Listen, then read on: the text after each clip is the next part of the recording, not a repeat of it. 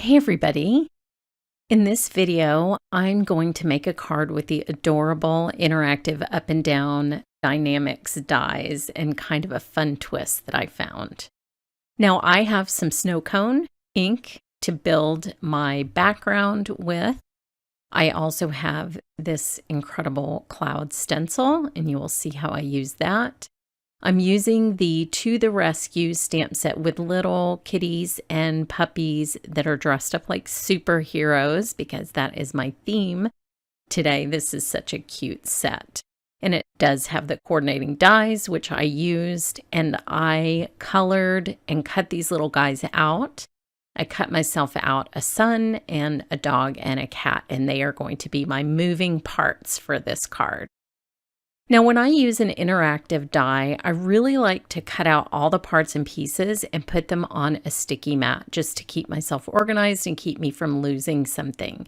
Now, I also put the spin and slide discs onto the sticky mat. This is a great way to hold them down so that you can just lightly sand the top of these. This helps the glue stick better, and the sticky mat just really helps me do that. So I've cut out all of the pieces. You will need a ruler and a pencil as well to make this die all come together. And I have these cut out of brushed silver cardstock. These are the outside the box Cityscape Dynamics. How perfect is that with my little superheroes?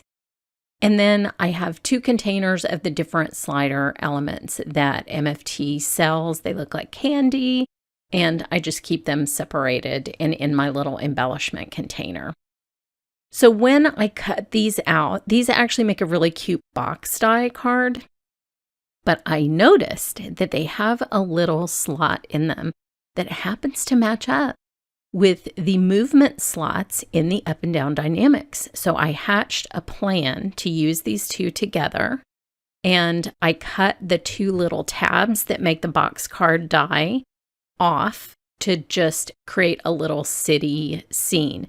Now you'll notice that these slots are not as long as the slots cut by the die, so you can just cut those with an X-Acto to extend them to the length of the base die, which is what I did. So you just cut them all the way down to the bottom. It's very easy to do. Now I'm going to be layering these up to create a very busy city scene. I changed my mind a couple of times, as you will see. So just take these out and sort of play with them until you get what you like. You'll see me cut the tops off the other little channels in the other pieces that I cut out to make sure that that channel goes all the way down. So you can see I just snipped off that top part of that one channel. I end up moving this over.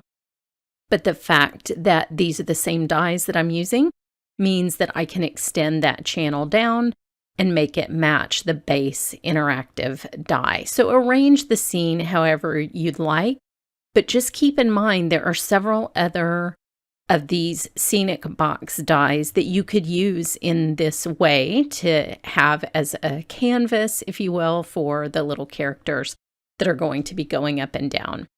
Now, I felt like this arrangement gave me a little bit more variation, so the same buildings weren't on top of each other, and it had a little more randomness. So before I glue those down, I'm filling in with a strip of the brushed silver cardstock on bottom so that all of the layers are level and the same height. So on this little piece that I'm going to be putting on top of the channel, I will also snip that top. You can see how that lines up right there. And I'll just snip that so it's open and my little characters can go all the way up and all the way down that channel. Now you'll see me throughout this video putting magnets on top of elements that are drying. I just find this really helpful, helps keep it flat, and I can just let those sit there and the magnets create such a strong weight on top of whatever it is I'm gluing down. So here I'm just moving around to figure out, I know some is going to be cut off the edge, so I want it to sort of make sense. So I'm figuring out which channel to put where, and then snipping the tops and putting those on there. So basically I'm finishing the front of the card with the exception of the moving characters before moving on to the mechanism that the die creates. Now I'm just using an adhesive eraser to get any little extra glue off this beautiful cardstock, and then I will trim off the extras. So there it is, all trimmed up. And you do want to kind of work on the front of your card before flipping it over and doing the mechanism. I just feel like it makes it easier. So you can see that in between the two channels, I found the center with a ruler and a pencil. And I'm just going to poke a hole with a piercing tool through to the front. There'll be a little brad that lets the whole thing move. Brads are magical. Let's make brads come back. And so you'll need a hole poked there. Now the pull tab die has a little spot marked for the spin and slide element, and I like to use this Tombow metal glue. It's great for metal or plastic, but any strong glue will work. And I will just pop one of the little spin and slides on there in that little circle. I think this is genius to have those things marked and embossed. Now I did layer these up twice, both of them. I cut 2 of the T and 2 of the pull tab and glued them together. Here's the little hinge piece that forms the slider backing for the little characters. And what you do is they are scored, so you just fold them in half at the score line, and you put them in just like door hinges, honestly, and then slide them down until they are next to each other. And then we will secure them with one of the little circles that is stuck on my sticky mat that the die cuts out. So see how that goes together? And then you'll have the exact same effect on the front. Of course, that's what we'll glue the characters to. And then I like to just use a Teflon bone folder to really crisp up that score. So I'll grab one of these circles. You can see I cut multiples. When I first sat down to work with this die, I didn't know how many of those I would need. So I just cut extra, and then I pop the extras into the packaging with my die that I store it in, so that next time I already have some. So again, I will fold these little guys and put them in the other channel. On the other side, you can use dimensional tape. You can use double-sided tape to put your little characters in, just depending on what you want your scene to look like. So again, I will crisp that up with my bone folder and glue one of these circles down. Now just be a little bit careful with the glue. You wouldn't want to get glue on the card base itself so that the whole thing didn't move. Then you would be really sad. So just take care with your glue. You don't need much. Now this is scored as well. This is the little sleeve that the pull tab goes through. This sort of holds it in place while it's moving back and forth, so it just doesn't go up and down. And I'm going to show you another way to kind of really make sure it's in the exact right spot. Just a little extra tip that I like to do. So just let these dry completely. Don't get impatient. You want that adhesive to really set because this will have moving pieces. So it needs to be really, really dry. So now those are great. I can glue using the metal glue the other spin and slides on here. These are what will pop through the little T and make this seesaw magic happen. I know it can be hard to visualize at first, but this is super simple. And trust me, it has to be simple for me to be able to do it. So this is a really easy process. And think what a special birthday card this would be for a niece or nephew or any young or old person in your life. It's just so much fun to have a card that moves around. So now you want to put the brad through all the way to the front of the card. I started to put it in backwards. I wasn't looking at what I was doing, but you want the rounded side of the brad on the front of the card, the legs coming through to the back, and they will be secured to the T mechanism. So because this is several layers of that brushed silver cardstock, I had to make that hole just a little bit bigger. See how I wrote back on here? When it's back and it's right side up, I know that it's going to be in the right position for my design on the front. Now I just held the pull tab under the legs a little bit. The die designer suggested that because that keeps you from getting that brad in there so tightly that the mechanism won't move. So that just helps you give it a little space.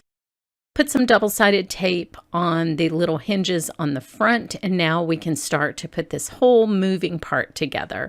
So you can sort of see how this is going to work once the T is attached to the spin and slide discs, and you cap those discs off with a little circle, and that keeps that from popping out. It's really pretty genius. She must be some kind of engineer to think of all of that, but it just works so well. And then the spin and slide that's on the pull tab will go into this slot on the bottom, and it'll be the one that moves the whole thing. It's the man behind the curtain. So you can sort of see how that's going to work once we get that affixed with a little circle. Now, the one thing you do want to pay attention to before you glue down the pull tab is you need to leave yourself a little bit of room for the foam tape below the pull tab. So you can see me moving it around so I can give myself some space. But I put some strong double-sided adhesive on the back of the sleeve. And then I'm just sort of looking to see how much room I need for my foam strips. Depending on what foam you're using, that's going to be a different amount of space, so just adjust accordingly. So once I find out where that's going to be, then I can start putting foam on and add the final circle for that bottom spin and slide disc. So see how I left myself just enough room? It does two things. It serves as like a little bumper for the pull tab, so it stays straight. And then I will actually add a little second bumper just for insurance.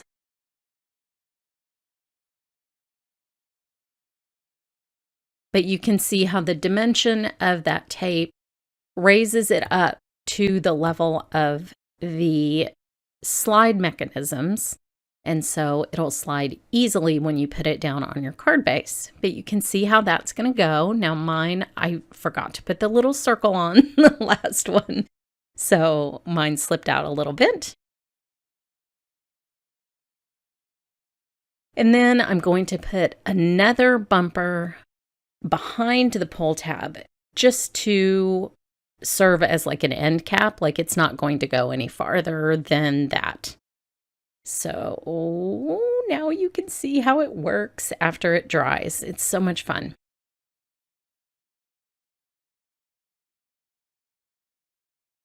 So I'm going to trim off just a tiny bit of this T. See how it gets kind of close to the edge of the card, depending on how much your foam tape takes up. Again, you'll want to just wiggle that around a little bit before you put your foam tape on there. I like these little skinny foam tape strips. They work really well, and it freely moves my little elements up and down. This is so much fun. I would have just not even been able to believe it if I had gotten a birthday card like this when I was a kid. Now I put another little bumper at the top of the pull tab so it didn't kind of go sideways, and I made it a little bit too big. So I'm trimming that down. Again, just test and wiggle that around so you know that you are using the entire mechanism and not stopping yourself. But I like my pull tabs to be really straight, so that's why I did that step. So now I will attach my little critters. They're so cute. Look at that little kitty. I made him an orange tabby. So cute. And then I'll put my sun on there, and you can see how much fun this is. Oh my gosh. Here's the finished card. I really hope you give this die a try because it can be used with so many different scenes, and it just makes such a special card. Thanks so much for watching.